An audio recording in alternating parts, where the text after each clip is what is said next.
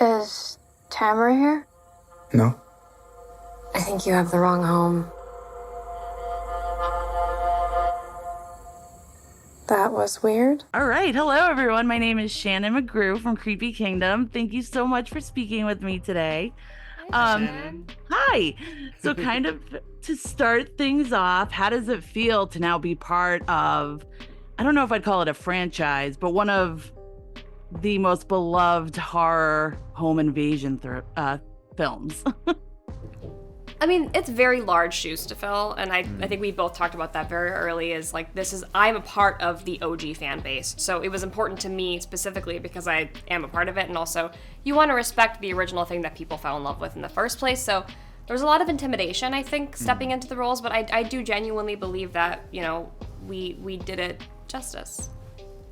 Absolutely. And the movie, you know, there's a lot of fight scenes and a lot of, you know, bad things happening.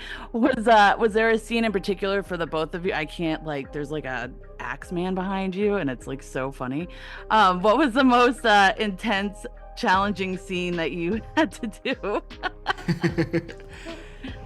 The one in the crawl space was certainly very creepy to do. There was a lot of moving parts to it for sure. But also I think the one when the axe comes through the door. That was challenging for you? Why? Why was it challenging for you? It wasn't Was challenging. the axe next to your head?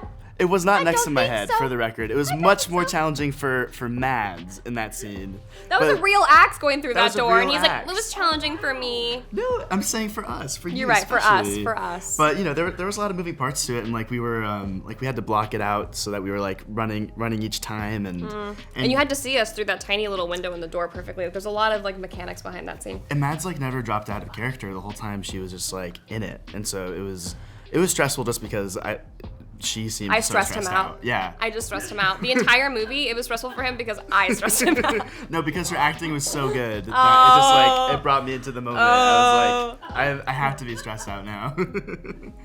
In what ways do you feel like, because you kind of touched upon this as an OG fan of The Strangers, I'm an OG fan of The Strangers. In what ways do you feel like this remake pays homage to the original, but also makes sure that it keeps it fresh and new? I think that obviously the original three characters pays a huge homage. I think the cabin in the woods pays homage. I think the loving relationship between Ryan and I. And then where I think it's fresh is obviously this is a retelling of the original, this first chapter. But when you get into chapter 2 and 3, it is such a departure from any version of The Strangers you've ever seen. It is a wild ride of a character study of somebody who's been pushed past their breaking point time and time again and is left with the question of who are they after all of this. So that to me is the freshness, and so this is more of a kind of a launch pad into the world that you haven't seen before. Oh, that's exciting. Do you guys have a favorite of the three killers? I like the doll face. She's so cute. Okay. I feel like we align on this. I think we're both Scarecrow fans. We're Scarecrow girly, especially the actor who played Scarecrow, I can't wait to like scream their praises from a rooftop at the end of the third movie, because he is, the way that he can emote with a mask on is one of the coolest and craziest things I've ever seen. That man never broke character. No. He never spoke to me in scenes, even if we were like between takes. Oh yeah, no, he was like so on it and so brilliant. So like that even more amplifies like why Scarecrow's my favorite. Yeah.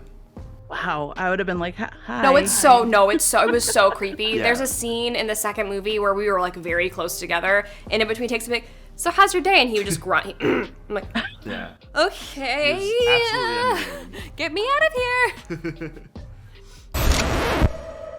Why are you doing this to us? Because you're here. What initially attracted you to the project of bringing The Strangers Chapter 1 back, to the screen for everyone?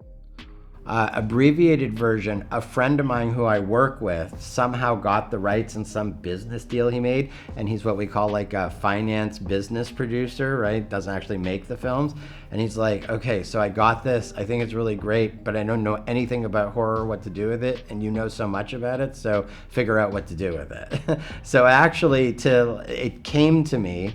And then I sort of like, was like, gosh, The Strangers, what do we do with The Strangers? So I'm like, that's a tough one. You don't really know what you got there, but let me just give you a little lecture on what you got there. As like a huge fan of it, like, I'm assuming you're also a fan as a horror fan. How did you, like, coming in, how did you ensure that this film would still stay true to the spirit of the original, but also offer something new and fresh? Like, how did you help with that? Well, I sort of brainchilded the whole thing, so I helped a lot, I think, with my writers, and then, obviously Rennie and Mads, and as we, developed the whole thing. But, when I looked at it in the first place, I was sort of like, I don't want to just do another sort of Prey and Night sequel, just to be blunt. And, he said, well, the guy that doesn't know about making movies, what about a remake? I'm like, you can't remake that movie. Don't remake that movie. That's a mistake. And I don't even want to watch it if you remake it. So just like, don't, right? Like, I'm not going to do that, right? But I was like, what The Strangers represents, the true terror, I call it real horror, and all of the subgenres you and I both know about, but this is real horror. I'm like, I'm interested in, without ever hearing it from them really, not saying you won't hear anything, what makes those people tick? What, not necessarily how they became, but like, what are they, right? Let's get in here, right? And I'm also interested if, say, just for example, if a victim was to survive the initial attack, okay?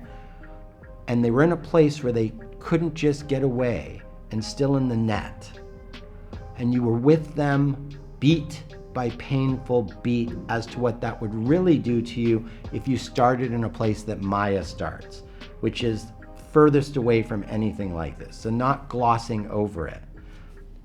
Now that would be a little bit more interesting to me and exactly live in The Strangers verse, and I think be interesting to everybody else, because they just didn't finish the job, and for shits and giggles, now it's fun.